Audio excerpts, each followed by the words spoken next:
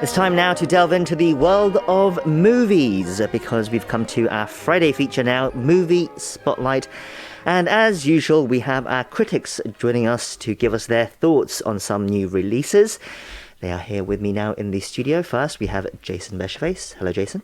Hello, Django. It's nice to be back. Yes, it's good to see you again. And we also have Darcy Paquet on the other side of me as well. Darcy, it's good to see you too. Yeah, good to be here. Okay, so we start with a major international release that has topped the local box office this week, and that is Fantastic Beasts: The Secrets of Dumbledore. In Korean, the title is 신비한 동물들과 덤블도어의 비밀. This is, of course, part of the Harry Potter universe of wizardry and magic, and the third film in the Fantastic Beasts series. There are 2 more planned in this saga, I believe. So, Darcy, can we start with you? Can you fill in our listeners on the plot at this point in the series? Yeah, I mean, that's not easy. This is a film that has quite a tangled plot. Basically the story, as people who've seen the previous films may or may not know, is set decades before Harry Potter was born. Dumbledore is still a comparatively youthful wizard, but there's another wizard named Grindelwald, who was played by Johnny Depp, is not anymore. It's now played by Mads Mikkelsen. And he's trying to start a world war between wizards and humankind, or muggledom. And Dumbledore is trying to stop him, but the two are former lovers, actually, and blood brothers who magically cannot harm each other. So that raises the question of who is going to stop Grindelwald. And so, Dumbledore has help from a group of wizards and a muggle as well. So that includes Newt Scamander, played by Eddie Redmayne, and various other friends. Well, okay, that sounds like a good enough synopsis, I think. Now, Jason, the series has been beset with a lot of off-screen controversies, which we don't have time to get into all of them. But on-screen, the main antagonist, as Darcy has mentioned, Grindelwald, was played by Johnny Depp in the previous 2 films, but he's been caught up in a scandal involving his personal life, which we, again, won't get into. But he has been replaced by Mads Mikkelsen in this film. To be honest, that's not a bad replacement, is it? First, how does that play out on screen? And second, despite all the controversies, how's the film? Yeah, Mikkelsen is good. He's a great actor. Johnny Depp is different. He's very charismatic. Some people love him, some people less so. The film itself is, I'll be honest, a bit of a drag, to say the least. I actually like the first 2 films. A lot of people didn't like the sequel, but certainly the first film was quite tight and it's quite topical, and J.K. Rowling clearly has an interest in contemporary politics and how she kind of incorporates all that into the Harry Potter world is quite clever. In this film, I just found it really dull and boring, and it's well over 2 hours.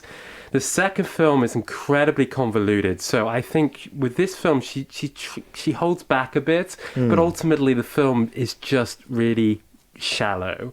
Reminded me a bit of like the older X-Men movies. You've got this pairing of the protagonist, antagonist, and the relationship that they had, just not very good. A very kind of Hollywood-driven. Hollywood these days is so dependent or reliant on these franchises. And yes, I'm eager to get back. Well, I am going back to the cinema. I'm eager to sit in a theatre that's full of people. But I want to see better films than this. Right. So Jason is very disappointed. What about you, Darcy? Yeah, I find this whole series kind of frustrating because it seems the parts are okay and, little bits of it are fine, but nothing comes of it. Like, they don't stack up into any greater structure. And so it feels like when every film ends, like, you have to start again from the beginning and there's no real momentum, or, it's like trying to build a castle out of marbles or something. They all just kind of fall apart. And yes, I can't say that I have any real anticipation for the next one, or I have no idea where they're going to go from this. But again, it's you're watching the screen for 2 hours and they succeed in distracting you from moment to moment, but the end result is kind of nothing. Right, so overall it doesn't really come together. It sounds like a disappointing installment in the series. With that in mind, let's move on to our second film of the week. It's a Korean spy thriller called Yaksha, Ruthless Operations. In Korean, it has a slightly different sounding name, simply Yaksha. It was released on Netflix recently, and in fact, it reached the top 3 in the global chart, according to Flix Patrol, as we reported earlier on the show this week. It is the highest ever ranking for a Korean film on Netflix, apparently. It stars Seol Kyung-gu and Paquet of Squid Game fame. So, Jason, can you take this one? What kind of film is this? Yeah, it was originally intended for a theatrical release. It was produced by one of the studios here, not Netflix. I think it was shot like a couple of years ago in the early days of the pandemic, just before the pandemic hit. Yeah, the story takes place in the Chinese city of Shenyang. It's supposedly the place with the highest density of spies on Earth. We learned that pretty early on in the film.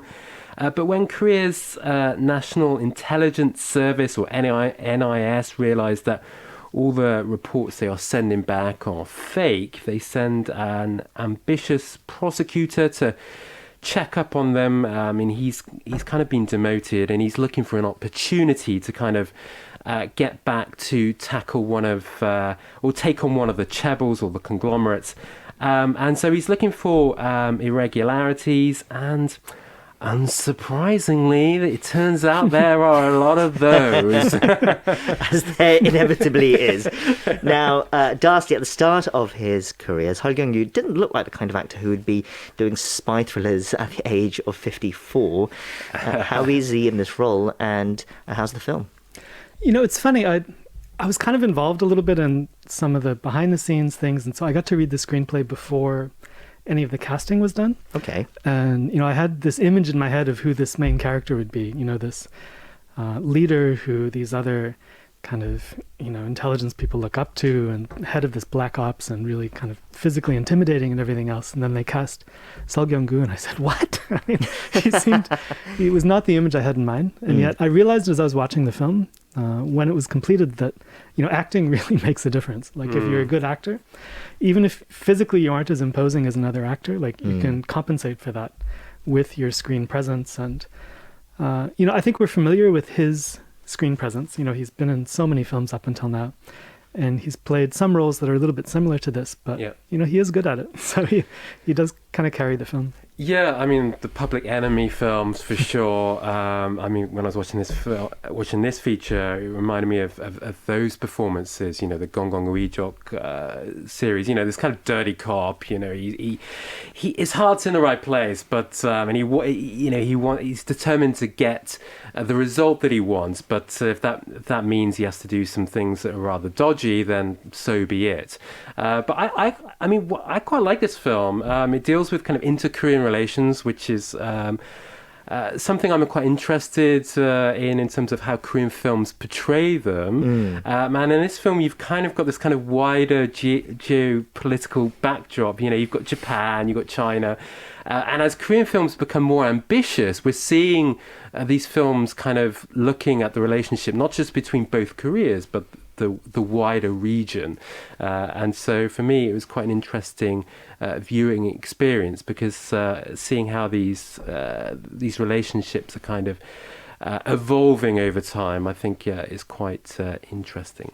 What about the fact that it was released on Netflix, and the fact that we won't get the chance to see it on the big screen? Are we missing out in a sense? I mean, I'm a little disappointed that I couldn't see it on the big screen, because, I mean, visually they do put a lot of effort into creating a, you know, distinctive look, and you know, the action, there's not a huge amount of action, but what there is well done. And so it would have been nice to kind of sit in a theater and to experience this in that way. I mean, the flip side is that all the world gets to watch this in its first week of release. And so from a distribution point of view, that's a plus. But yeah, I do kind of wish I could have seen it in the theater. Right. I don't think I got to hear your opinion on it, is it, as well? Did you actually enjoy it as well? Yeah, I did enjoy it. I think it fits together. It's a film with a lot of parts, and it's kind of a complicated plot, but it, you know, more or less makes sense in the end, and it keeps you engaged the whole way through. And yeah, I liked it. Okay. It's well put together for sure. Okay, that was Yaksha Ruthless Operations, available on Netflix. Finally, this week we're doing something a little bit different because before we go, I wanted to briefly ask you both about the first round of announcements that were made for the Cannes Film Festival, because 3 Korean films have been confirmed to have been invited. Park Chan-wook's Decision to Leave is in competition, along with The Broker, a Korean film directed by the Japanese director Koreeda Hirokazu, and Lee Jung-jae's Hunt is in the midnight screenings section as well. So, Jason, what are your reactions to this lineup? Well, it pretty much follows the kind of the Cannes tradition of when it comes to Korean films, inviting films from the auteurs. So we see that in competition. Obviously, Park Chan-wook's been to Cannes many times, and Koreeda Hirokazu as well. And so that's not a surprise. And then we've got the midnight screening section, which has invited a genre film every year since Train to Busan. I mean, I'm always trying to guess which films are in Cannes, and I got 2 of them right. And Hunt, I hadn't spotted that one, but it kind of makes sense given the rising profile of Lee Jung-jae following Squid Game. Of course, Lee Jung-jae's been around a long time, but in America, he seems to have been around since Squid Game. And so, yeah, this is his feature debut. So he's in the movie, and he directs the film. It also stars Jung Woo-sung. I mean, they both play, I believe, South Korean agents trying to pursue a North Korean spy. Well, that's what I understand. Darcy, what do you make of this lineup? Yeah, I think, again, there weren't a lot of surprises in it. We'll wait and see. There may be more Korean films invited next week because other sections of the festival haven't been announced yet. And Cannes sometimes squeezes in more films at the last minute. They're an interesting pair of films in the competition because, Park Chan-wook's film stars Tang Wei, who's a Chinese actress. And then we have Koreeda's film, which is by a Japanese director, but all the crew is Korean. The actors are Korean. It's in Korean language. Audiences will, unless they read the credits, wouldn't realize perhaps that it wasn't shot by a Korean director. Sure. So it points a little bit to the internationalization of Korean cinema. And yeah, there's a lot of anticipation for both films. Both great directors. So I'm looking forward to reading the reviews. Okay, we'll wrap it up there for Movie Spotlight this week. Jason, Darcy, thank you as always for your considered thoughts, and we'll catch up with you again next time. Yeah, have a great weekend. Take care.